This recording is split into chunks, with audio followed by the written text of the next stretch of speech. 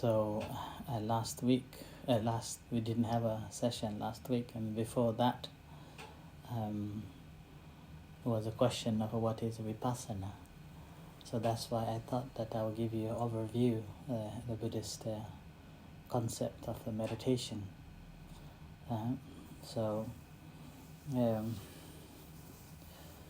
There are two types of meditation. One is called the serenity meditation, or sometimes it is also translated as a tranquility, a calming meditation. The objective of this practice is to gain the calmness of the mind. And this calmness of the mind attains in a very different levels based on individuals' practice, perseverance, and satisfaction. So there are many levels of that attainment. Sometimes people will be just happy that able to sit for sometimes quietly and then free from all the burdens and disturbances, and also known as like clearing the mind. It's like having a peaceful mind, and nothing to do, nowhere to go, and just settling down. And other times it can be a stage that could develop certain levels of a kind of a psychic powers, supernormal powers, ability to hear far distance, ability to read others' mind, ability to even predict what's going to happen in the future, so on. So that is also possible. Further on, it comes to the stage that you may have heard that there is a possibility of a levitation. So it is also possible too, and there are some examples as well. So these are the basic objectives of that practice. And in this practice, again, it's not a necessary. It's not necessary that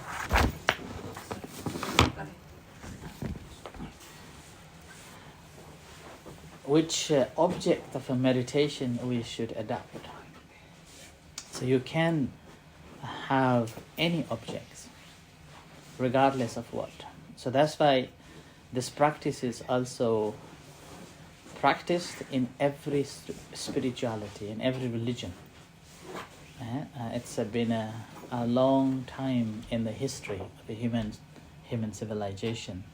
Ever since think of what happens after death, or the thought of having somebody that we cannot see controlling or ordering and putting us into the order, something like that.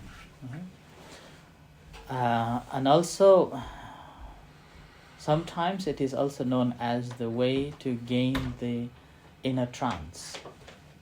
So this is also possible, that as well. And here, the object of a practice of a meditation can be anything. Anything. You can just recite the names of any names, or you can just pick up the color, or you can just make up yourself like that.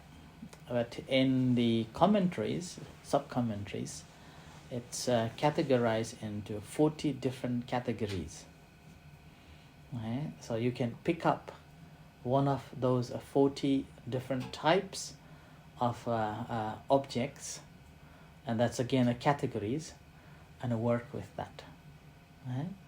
So in that 40 types, there are involved with the color, the shapes, the earth and the wind and the water, and even a recollection of virtues, recollection of your generosity, your kindness, compassion, like that.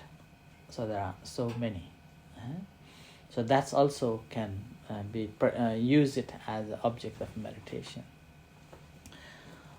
And then when we are practicing this again, one thing we have to be mindful that each individual, one of us, every one of us, has a different, it's called a behavior patterns. We are not same. We all have very different behavior patterns. They're called charitas. And based on that, there are 6 different types of mentalities that we have, mental behaviors. And based on that, again, we have to choose which object we should practice on, so that we can get a quicker concentration, and then quicker going into the calmness of the mind. So ability to attain that peace within our mind. And that peace is basically having no distraction. So it's based on that. But among that, one practice that is advised and could practice by any temperaments, that is the breathing meditation. So breathing meditation can apply to anybody. Anyone can practice, regardless of what temperament you have, regardless of what type of a mental behavior you have. Okay? So that's why breathing meditation has become one of the very famous meditation practice. Okay? So these are the objects of the meditation, and the objectives of this practice, as I said, it's attainment of the serenity. Okay? The second practice is the Vipassana meditation, or also known as the insight meditation. And this is, again, it is claimed that this is only in Buddhism. Right? And this is about understanding the reality pertaining to itself. And so seeing things very differently, in a very distinctive way. And here, seeing things in a very distinctive way basically means that whatever things arises, that is a subject to change. That is subject to change. And that subject to change, our inability to accept or understanding of that subject to change normally brings the suffering. So that's why we suffer from the day one when we're born. And that's already arose. And then there is a constant change beginning to happen. And with that change, we have this suffering. And that suffering we cannot avoid. So we have to face it. And this is, again, the practice of insight meditation, or this Vipassana meditation, is helping us to understand that things that is impermanent, that always changing, since this is a suffering, and this actually is no substance. We cannot claim it as a eternal existence. So that's called the non-self concept. That's one of the fundamental Buddhist teaching. If you are asked what is that, then that we call it is a 3 characteristics. So that's number 1 is anicca, so the impermanent. The second is dukkha, is a suffering, and the third is anatta. So that's a non-self. And the practice of insight meditation is again simply to understand that 3 characteristics. And the moment when we understand that 3 characteristics in its true nature, then it is known as the liberation. Right? So that's why the insight meditation or Vipassana meditation, the objective of that is to realization of a nibbana, which is free from all defilements. It's not just being happy at the trance or the peaceful mind, but also, but it is the attainment of not getting reborn again. So that's called a state of unborn, unconditioned state. That's a nibbana. Right? That is the ultimate goal in Buddhism. So that this attainment, again, we do not have to rely on anybody, and then it's up to us to understand. knowing by ourselves. And this is the thing that's very difficult to comprehend. Often we also have the question of why should I not reborn, or why should I practice not to be reborn, or not getting to be born, like that. And the reason behind it, that the cause of we need to reborn again and again is that because we have a desire, and this desire, as long as there is this desire, we have to reborn, and regardless of whether we like it or not. And once we are reborn in this or whatever existence we are, then again we have to face with the same three characteristics again and again. Right? And in the practice of this insight meditation, either of these two, obviously you can practice individually either of this. But the first one, the Samatha meditation or the serenity meditation or tranquility, you don't have to practice insight meditation. You can finish there, no problem. Just attaining the calmness and going into the so-called absorptions, and then you just settle there and you're happy with that. And this is also sometimes known as like a reunion with something called eternal soul, or kind of like that. That also comes in that state. So, and one can be happy with that one. Whereas the insight or Vipassana meditation, in order to practice that one, you have to have a base from the first one. Without that, you won't be able to develop furthermore. At least there is called a momentary concentration from the first level of the first serenity meditation. So at least you have to have the momentary concentration. So ability to remain on a certain object for some times, and have gained the skill to be able to stay with it and then also move on, like what is called a platform. So ability to stand on that platform and learn things. So that's why the second one, in the Vipassana meditation, we have to have a certain level of this concentration, and only then we can develop that. However, there is another a practice that is introduced, and which is again, even now scholars are still debating what does it mean by, so that actually was not introduced by the Buddha, and it appears only one place, and that's introduced by Venerable Ananda, who was the attendant of the Buddha, for many years, for 25 years. And he's the one who actually compiled most of the teachings after Buddha passed away.